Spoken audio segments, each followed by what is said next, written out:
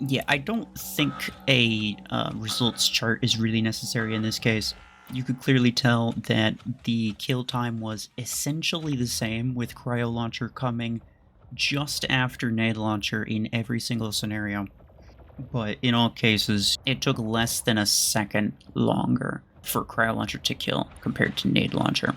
And so yes, if you want raw damage output, Nade Launcher is the one to go for. I believe the cycle time is essentially the same. You could tell they were firing at the same time, reloading at roughly the same time. Yeah, if you just look at the stats, Nade Launcher clearly has better stats, so it's going to be better in terms of DPS. They both have the same damage radius, so there's really nothing about that to be considered. And what was a little bit interesting to me, anyway, was that I figured because Cryo Launcher actually had 9 projectiles as opposed to only 8 from Nade Launcher, that Cryo would actually take out multi-layered shields faster. Now, it is certainly true that more projectiles means it has the capability to take out multi-layered shields faster, but depending on the damage of your weapon and depending on the HP of the enemy, you may or may not have enough damage in a projectile to be able to actually do that. And it's certainly also possible that if you were using double 16s of either of these weapons, which is not always a bad idea, that you could actually take out multi-layered shields faster with the Cryo Launcher than you could with the Nade Launcher. But I don't think the difference would be very large, because again, it's 1 projectile per magazine. Like, at very most, you'd be taking out 2 extra layers.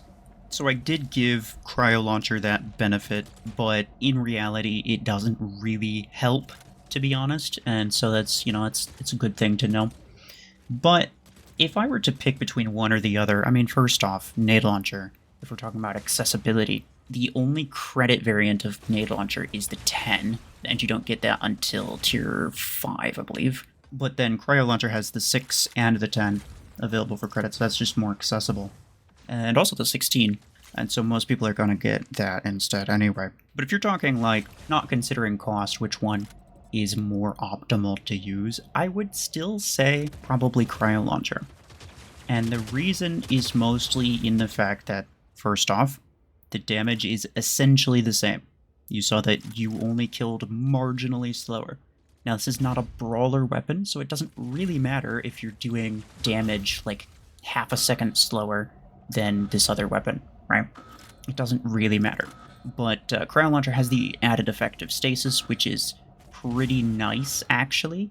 In a lot of situations, it can keep people from being able to run away. It can slow them down for your teammates, or it can just slow them down for you so you can get better consecutive shots on them. It's really nice for long range. Trying to hit enemies long range with these types of weapons is not particularly easy, but if they are slowed down with stasis, it does make it significantly easier, and that's nice. But also, an added bonus to me is the fact that if you want to optimize Nade Launcher, you need all 3 implants. You need the damage, the radius, and the range. Because the base range of Nade Launcher is 80 meters, it's a really good idea to get the legendary or even the epic range for Nade Launcher. If you get the legendary, I would recommend only upgrading it to level 5. That way you're left with a weapon that has exactly 100 meters range. And it's just really nice to work with when you're, like, trying to, figure out how far away enemies should be when you're firing at them. But then Cryo Launcher has a base range of 95, which means you can get essentially the same range as Nade Launcher, but without the range implant at all.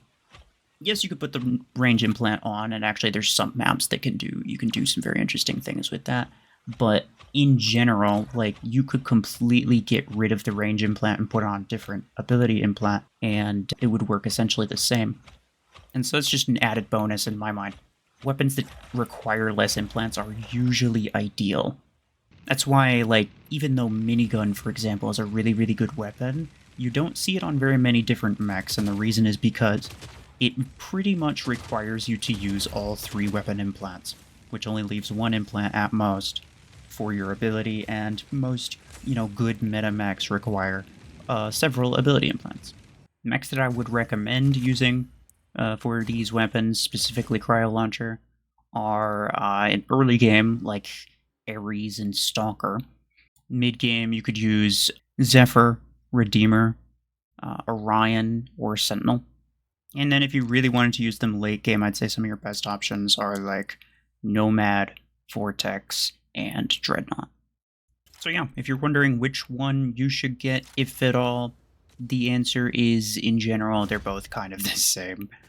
But I would personally choose Cryo Launcher over Nade Launcher in most cases. Anyway, yeah, that will be it from me. Appreciate y'all. Take care.